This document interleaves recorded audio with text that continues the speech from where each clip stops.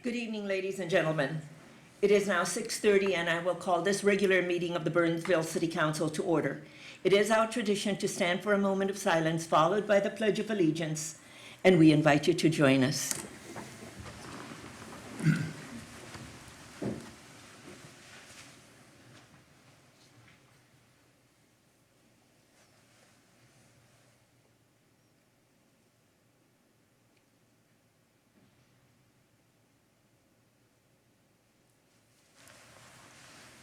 I pledge allegiance to the flag of the United States of America and to the republic for which it stands, one nation, under God, indivisible, with liberty and justice for all.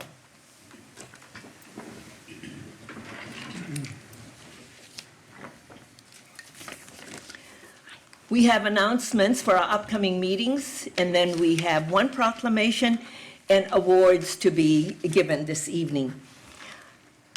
Our regular council meetings are scheduled from, the first one in November is going to be on a Monday. Now, all our meetings are on Tuesday, but because November 8th is an election day, we cannot hold public meetings. So our regular council meeting will be on Monday, November 7th, here in the chambers at 6:30. The election is Tuesday, November 8th. We also have a regular council meeting scheduled for Tuesday, November 22nd at 6:30 p.m. A work session that's scheduled for Tuesday, October 25th at 6:30 p.m. Another work session scheduled for Tuesday, November 15th at 6:30 p.m. And we have a special council meeting scheduled for Tuesday, November 15th to canvass the election, and that will be at 5:45 p.m., and that meeting will be held in Conference Room D. And then we have a closed meeting on Wednesday, November 16th at 5 p.m. for the city manager's mid-year review, and that one will be in Conference Room BC. Now, we are in the midst of all of our budget discussions, and everyone is invited to join us. If you wish to speak, I'm happy to recognize you, and you can speak at any of these meetings. Our department budget presentations are scheduled for Tuesday, October 25th at 6:30 p.m., and then a budget meeting on Tuesday, November 15th at 6:30 p.m., another budget work session on Tuesday, November 29th at 6:30 p.m., and then we adopt the budget and the final tax levy on Tuesday, December 6th at 6:30 p.m. All meetings are held here in the council chambers except for the two that I indicated will be in Conference Room D for the election canvassing and the city manager's mid-year review. We have one proclamation this evening, and that is for Make a Difference Day. Whereas serious social problems concern our nation and threaten its future, and whereas connecting with others and working together through volunteer service can bridge the difference that separate people and help solve serious social problems. Whereas we, the American people, have a tradition of philanthropy and volunteerism, whereas millions of self-sacrificing individuals touched and enhanced the lives of millions on the 11th annual day of doing good by giving where there was a need, rebuilding what had been torn down, teaching where there was a desire to learn, and inspiring those who had lost hope. And whereas Point of Life Foundation and its affiliate volunteer centers, along with Tegna Media, have joined to promote an annual National Day of Doing Good that celebrates and strengthens the spirit of volunteer service. And whereas volunteer service is an investment in the future we all must share. Now, therefore, I, Elizabeth Couts, Mayor of the City of Burnsville, on behalf of the City Council, do hereby proclaim Saturday, October 22nd, 2016 to be Make a Difference Day in Burnsville, and urge my fellow citizens to observe this day by connecting with friends, fellow employees and relatives, and with religious, school, and civic groups to engage in projects benefiting their community, proclaimed this 18th day of October 2016. And it is also always on the day that this proclamation is read that we honor the people in our community who make a difference and build community.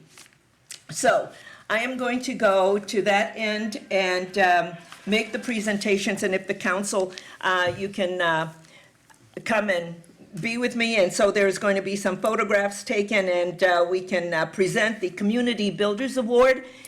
Now, every year since being mayor, I pin everyone with a starfish, which has great meaning about making a difference. And the story of the starfish has to do with a gentleman who lives by the seashore. And it is his practice to go down and walk along the seashore early in the morning. One morning, as he went down to take his walk, he saw that the beach was littered with starfish. And as he got closer, he saw in the distance that someone appeared to be dancing, and he kept walking. And as he got closer, he saw it was a young girl, and he said, "What are you doing?" And she went over to a gunny sack and pulled out a starfish, skipped over, and threw it into the ocean. And she said, "Throwing starfish." The older gentleman looked back where he came from and said to her, "Little girl, the sun is coming up, and all of those starfish will die." And she went over to her gunny sack and pulled out another one and threw it into the ocean and looked to the older gentleman and said, "It made a difference to that one." You see, each and every one of us make a difference every day by either a word of kindness, an act of kindness, or something that we do that shows that we care and give compassion. Well, I walked out of my house with all of the pins sitting on my dresser.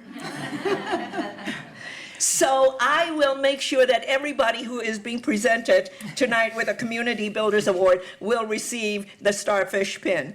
But I'm going to start with the presentation at that end.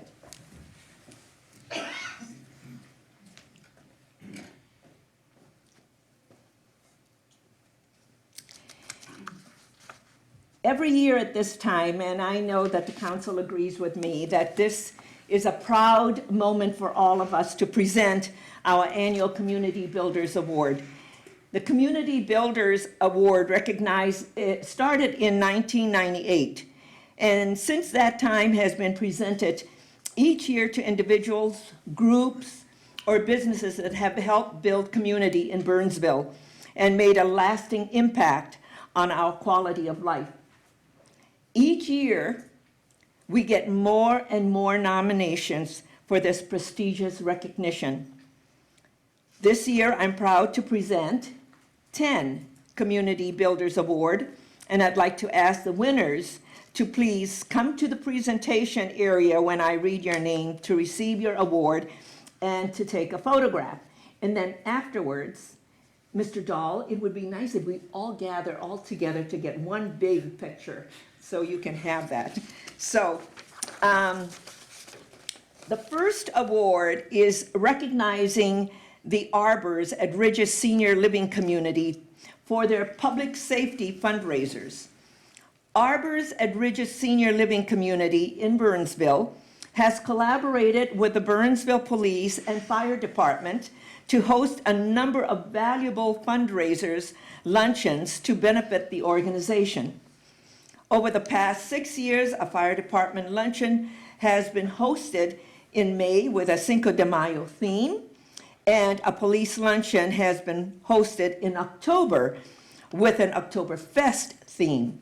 This collaboration has helped the fire and police department obtain funding for the police K-9 program, fire survivor escape rope systems, mobile video recording systems, AEDs, fire prevention home safety products, a senior-friendly lift for emergency vehicles, pediatric medical equipment and rehabilitation supplies, and police honor guard uniforms. And we thank the Arbor at Ridges for their unending support of public safety. Is someone from the Arbors here this evening? I know we didn't hear back from them, so we'll make a special trip to present this award to them. The next award goes to Polly Bergen, one of our election volunteers. Polly Bergen is a friendly face around Burnsville City Hall during election season. She started serving as an election judge in the early 1970s, and she's still very young, and has continued to do so for more than 4 decades, serving as a precinct chair, absentee voting official, equipment tester, and mentor. Her insight, knowledge, and tireless dedication have far exceeded any expectation of a part-time election helper. Polly also contributes in so many other areas of the community. This is a long list, so hold on. And I think this list has been edited also to shorten it, Polly. But she has given up her time and her talent to home delivery of groceries and work at the annual toy shop for the Salvation Army, being a trained emergency disaster service participant for the South Metro area, a tireless volunteer at Prince of Peace Lutheran Church, a literary mentor and volunteer for the Summer Loaves and Fishes program at Echo Park Elementary School, a volunteer for Dakota County Offsite program, Mission Outpost for area food shelves, a volunteer leader for the South Metro Feed My Starving Children annual event, a financial mentor for low-income families seeking help, part of the South of the River interfaith community that helps to build bridges among different faiths, the secretary for Sons of Norway, Norsoda Lodge, and finally, and maybe most importantly, touching the lives of so many people as great friends, caring mentor, and dedicated parent and grandparent. Thank you, Polly, for all that you do for our community and just being a great friend.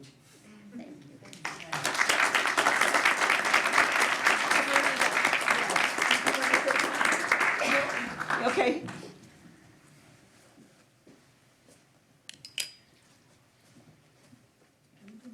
Everybody's here? Okay. All right. Everybody smile on 3. 1, 2, 3. And I'm going to take one more on 3. 1, 2, 3. Congratulations. Thank you.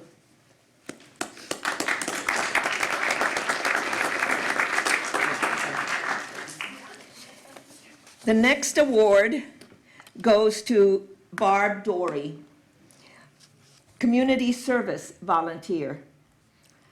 Barb Dory has been a volunteer with the City of Burnsville in the Community Service Department since 2008. For the past 8+ years, she has come into the office almost every week. She volunteers her time and talent with many areas, including senior programs, Night to Unite, and the International Festival of Burnsville. Most importantly, she assists with tasks that help the entire volunteer program run more smoothly. She recognizes and inputs new volunteer information, along with entering all of the volunteer hours and timesheets for approximately 100 volunteers. In addition, Barb has also assisted both the Finance and Human Resource Department with various projects throughout the years. She is an incredible volunteer and asset to the City of Burnsville and is always willing to help wherever she's needed. So thank you, Barb. It's always good to come in and see you.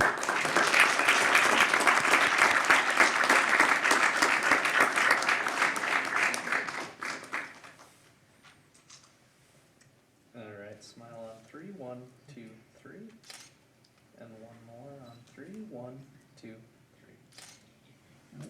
Thank you. Congratulations. Very welcome.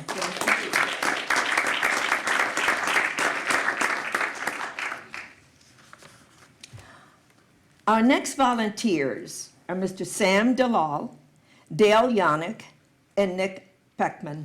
If you can all three come forward, please. Since 2012, the Burnsville Fire Department and the Burnsville Mobile Volunteer Network have worked together to reduce the number of deaths from sudden cardiac arrest. Each year, this condition kills approximately 325,000 Americans, more than car crashes, firearms, house fires, AIDS, and prostate and colon cancer combined. The campaign, Burnsville Heart Restart, Who Will You Save?, set the goal of training 6,000 people in CPR. To reach that goal, the Burnsville Fire Department offers free 1-hour CPR classes and materials to any group or organization wishing to learn the life-saving skills. These CPR classes are currently taught by Heart Restart volunteers, Sam Dalal, Dale Yannick, and Nick Peckman. In addition to classes taught at City Hall, the trio goes out to the community, business, and neighborhoods to teach these life-saving skills. In fact, they recently visited Night to Unite parties in August, offering training to approximately 200 people in just one night. Thank you, Dale, Sam, and Nick. So,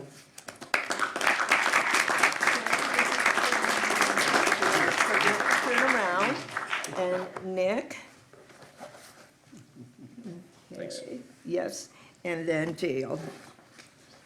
Thank you. So, you all come in.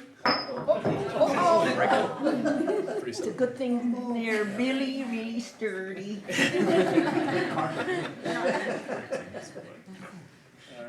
everybody smile on 3. 1, 2, 3. And one more. 3, 1, 2, 3. You guys are good at saying bye.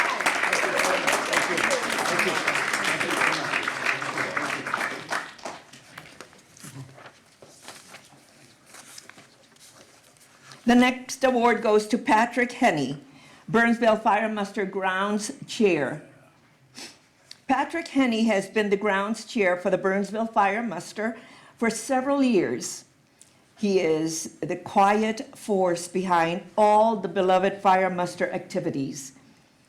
Imagine the fire muster with no porta potties, no tents, no electricity, no tables or chairs, and no plans for where everything will be set up.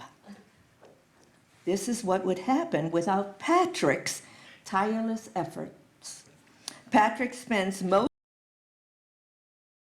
of August working with suppliers to have everything planned and on hand for the event.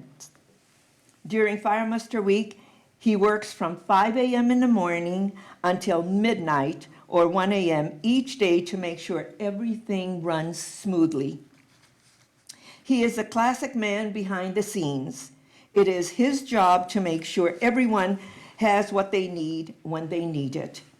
The fire muster could not take place and run as smoothly as it does without his efforts during the year, and especially during the Fire Muster weekend.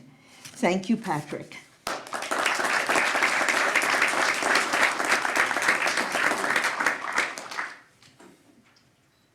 3, 1, 2, 3.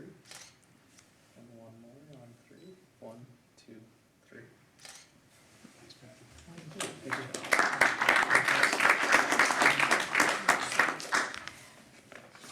The next award goes to Christian Kibler, Burnsville Youth Collaborative Coordinator. Christian Kibler spends his time mentoring students as the Burnsville Youth Collaborative Coordinator. He works hard to give students who have limited opportunities the chance to participate in things they may not otherwise have the opportunity to experience.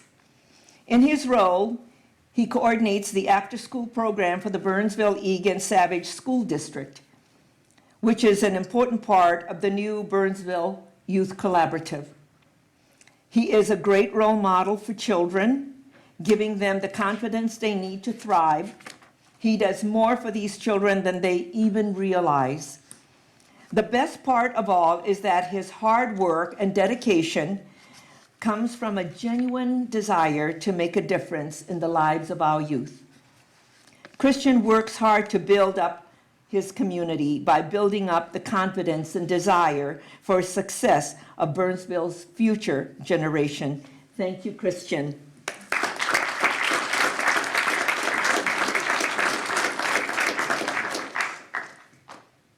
On three, 1, 2, 3. And one more. On three, 1, 2, 3. Thank you.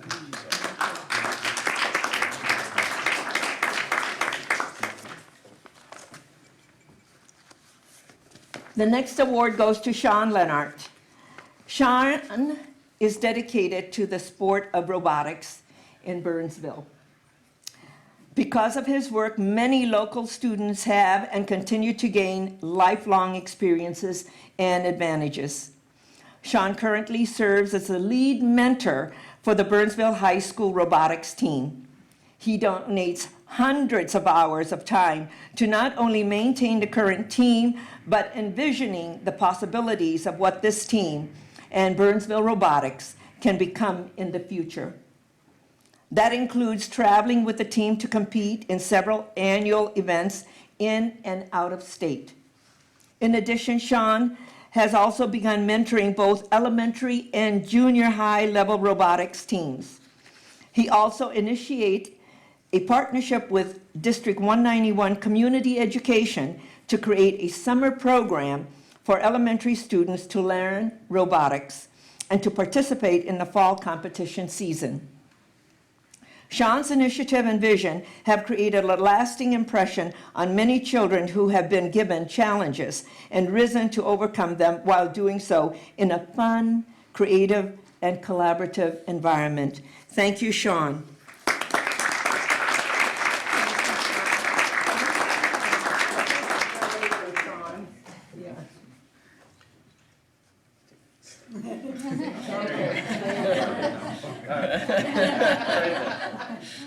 On three, 1, 2, 3. And one more. On three, 1, 2, 3. Thank you. Yeah.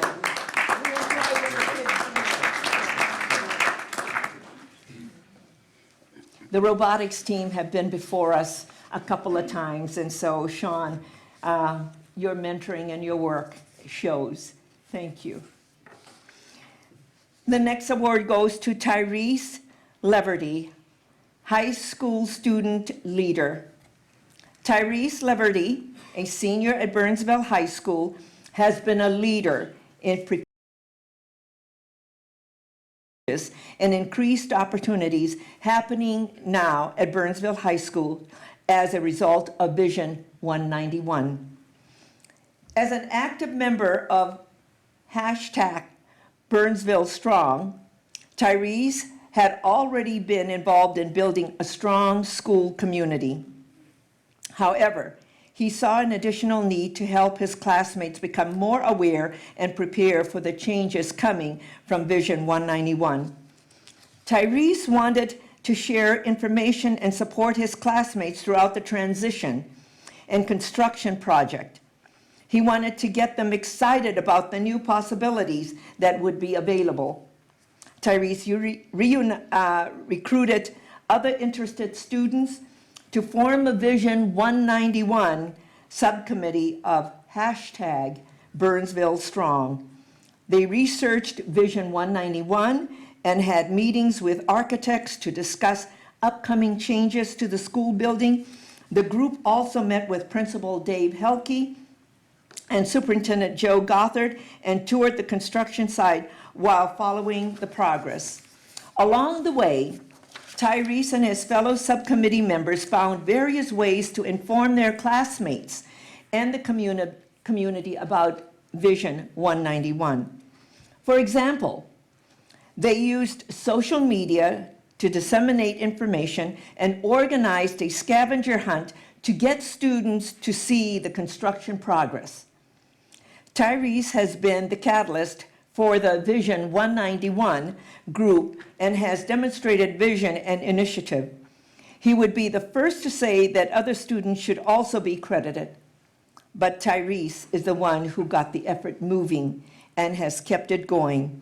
Thank you, Tyreese. All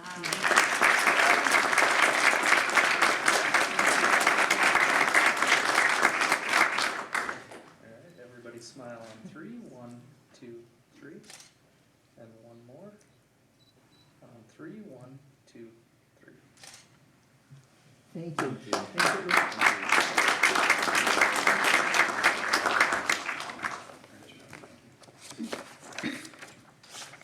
The next award goes to Lori Thulin, Kids and Kinship Mentor. Lori Thulin builds community directly by being a volunteer mentor to a girl in foster care. Lori has stayed with the girls through many ups and downs, and through an adoption, they are still a mentor match and have been for over a year and a half. In addition to her direct mentorship, Lori chairs the Kids and Kinship Annual Gala, raising awareness for mentoring and funds to match volunteer mentors with youth who need support. Lori has been a community volunteer with the local Rotary Club for several years, raising funds for and volunteering with numerous organizations.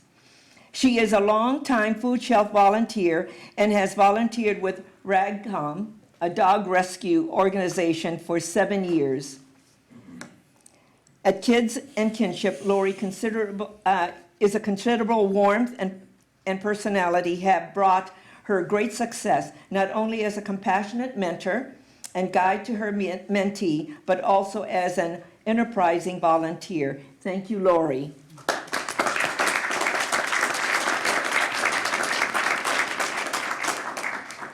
Everybody smile on 3. 1, 2, 3. And one more. On 3. 1, 2, 3. Thank you.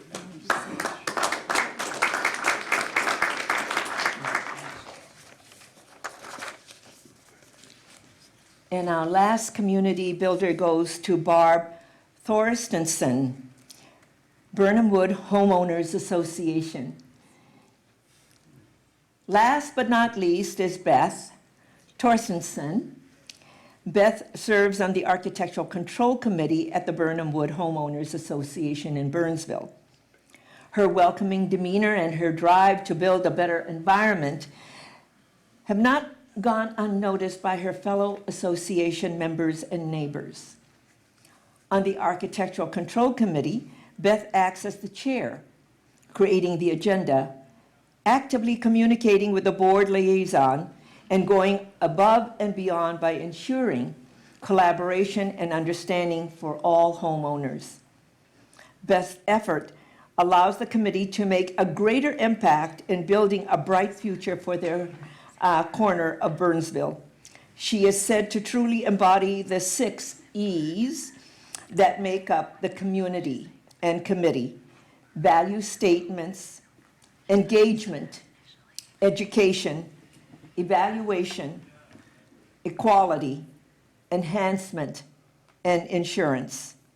Beth also organizes the association's community garage sale, which grows collaboration and unites the area in goodwill. Thank you, Beth.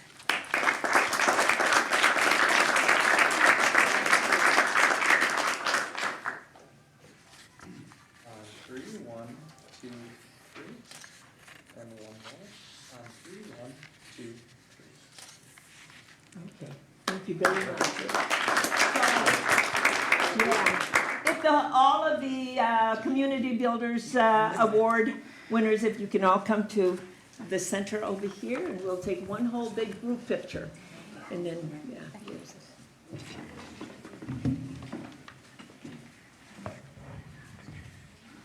You need our awards?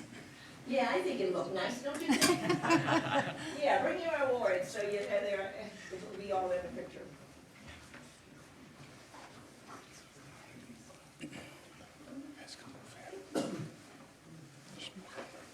If you can, try to stagger yourselves. If I can't see you, if you can't see me, I won't be able to see you. I think we get this front row just to squeeze in a little more. Over here, Barbara. Can you see everybody? If we can get the ends just to squeeze in just a little tighter. There we go. All right, everybody look up here on 3. 1, 2, 3. I'm gonna take just a couple more on 3. 1, 2, 3. I'm gonna do one more on a different setting. On 3. 1, 2, 3.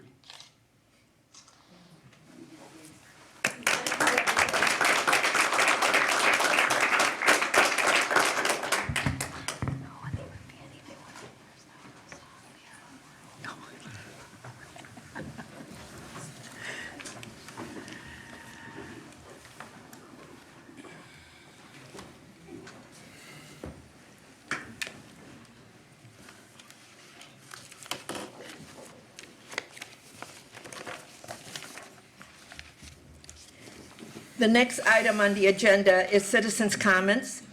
This is the opportunity for anyone in the audience to address the council on an item that is not on the printed agenda and not an application form that will be coming before us at a future date. Is there anyone who wishes to address the council? Anyone who wishes to address the council?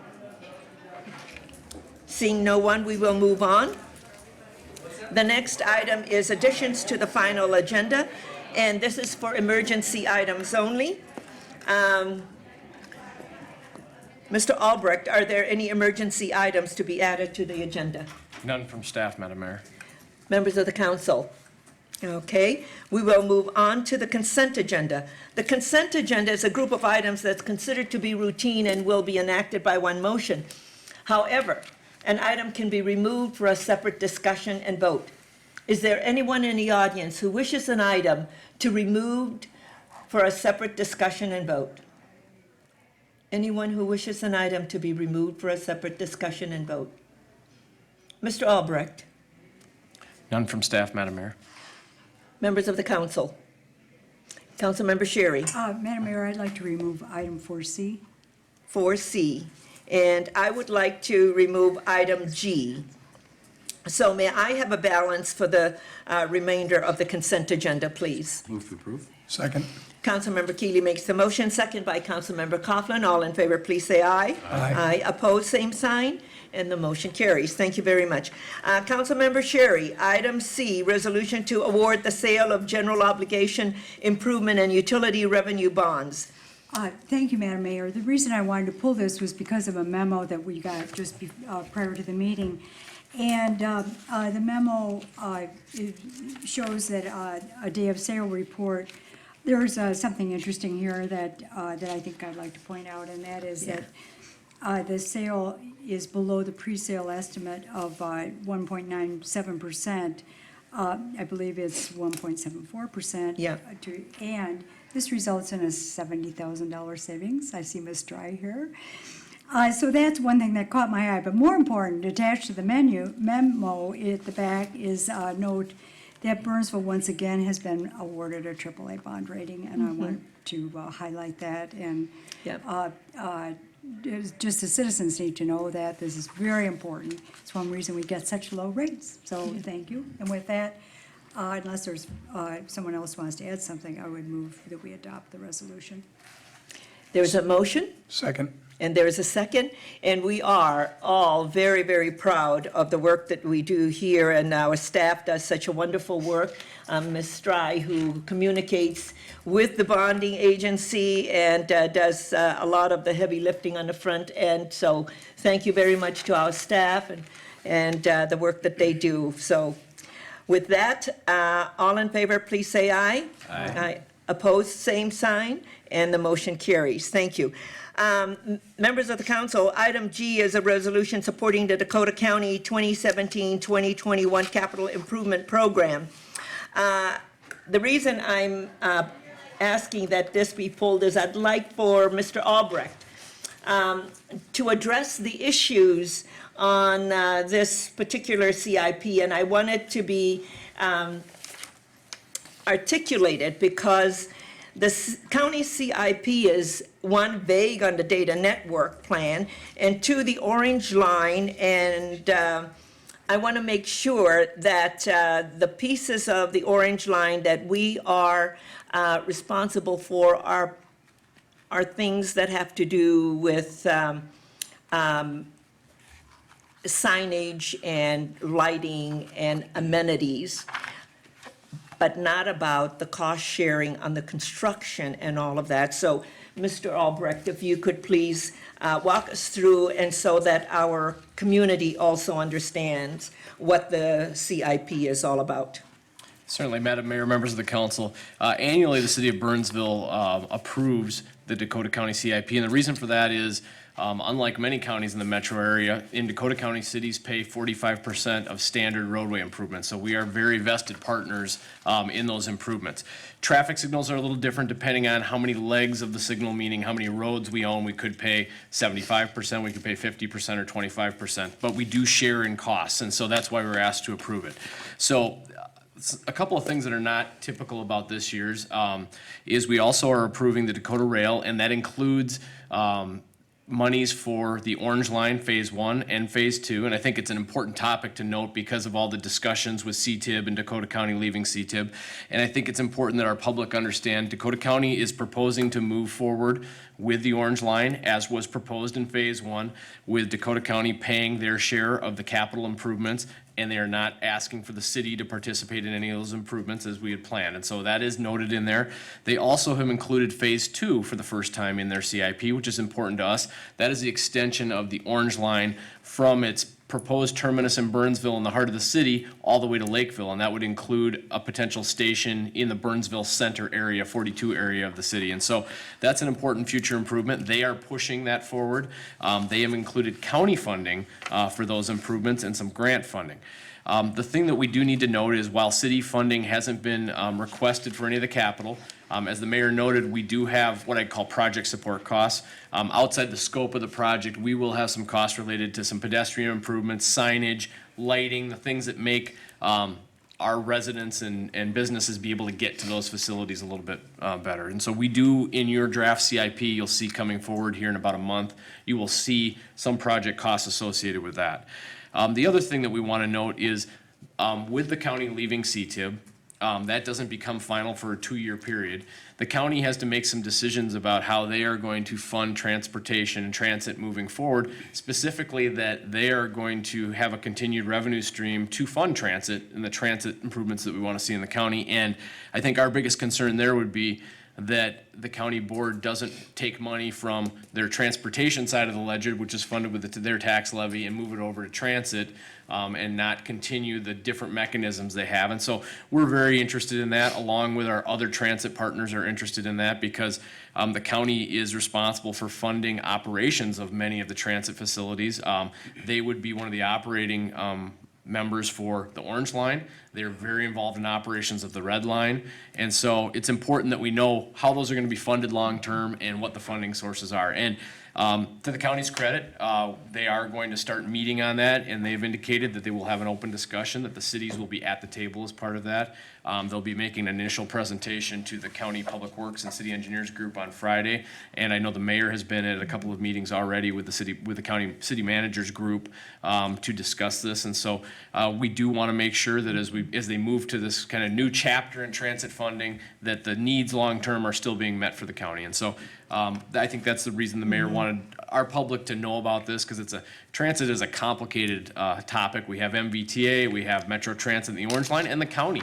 Those three entities together operate transit in the county. And so with that, and then the other item to note is we are specifically not approving the data network CIP. Doesn't mean that we don't necessarily agree with the data network. It's just that they didn't provide us any information on any improvements, whether they would be in Burnsville and whether we'd be funding them. So we did not think it was appropriate for the city at this time to approve that part. Again, not saying that it's not a good CIP. It just, for the city of Burnsville, it did not include enough information for us to give our approval. And so with that, I would answer any questions that the council has. Yeah, no, thank you. That's very well done, Mr. Albrecht, because I was very concerned because it was very vague, and with the cost sharing, I didn't want us to have any surprises because it's not in our CIP. And so I wanted to make sure that Mr. Albrecht gives that report orally so that our citizens know about it and that we're clear on what the CIP is all about. The other thing for our listening audience, especially the folks who live over in the County Road 5 and 136, these, because they've heard about it, they've been hearing about the signal lights and the difference in the design. In 2017, it's only design, correct? That is true. Yes. And then there'll be more work too, that they can be involved Yes. in all of that work. But Madam Mayor, members of the council, this is a hot topic in the city Yes. right now. We have 3 signals that the county presented some initial findings on a couple of meetings ago. The plan right now is to continue the public involvement process on those and then come back to our council, I believe, at a January work session and discuss some recommendations at that point. So no decisions have been made. They've been taking input. We've got a lot of really good input from the residents of the 136 area on their concerns because some of the things considered at that location could have a substantial impact on their access to County Road 5. And so they're taking that input. That'll be moving forward. The CIP itself identifies projects and the funding. We are under the agreement that those will evolve based on what that final discussion is. 136 isn't actually included in the CIP because it may be grouped with the County Road 5 Parkway improvements, and it may not be. It'll depend on what they decide needs to be done, but it's obviously we want to look at it at the same time because it could be impacted or it could impact the 5 Burnsville Parkway signal. And so we have the funding allocated for those projects, but I think what you'll see is there'll be some flexibility based on when the findings as to which project may go first, what the construction timeline is, and what the actual improvements are. That's all to be determined at this point. So. just so our residents know that it's only in the design phase. Nothing is set. Okay. Members of the council, that's the intention of why I wanted it pulled. A motion to adopt the resolution supporting the Dakota County 2017-2021 Capital Improvement Plan is in order. Move to adopt. Second. Councilmember Sherry makes the motion, second by Councilmember Nguyen. All in favor, please say aye. Aye. Opposed, say nay, and the motion carries. Members of the council, there are no items in our regular agenda, and a motion to adjourn is in order. So moved. Second. Councilmember Copeland makes a motion, second by Councilmember Keeley. All in favor, please say aye. Aye. Aye. Opposed, same sign, and the motion carries. Good night, and thank you for being with us.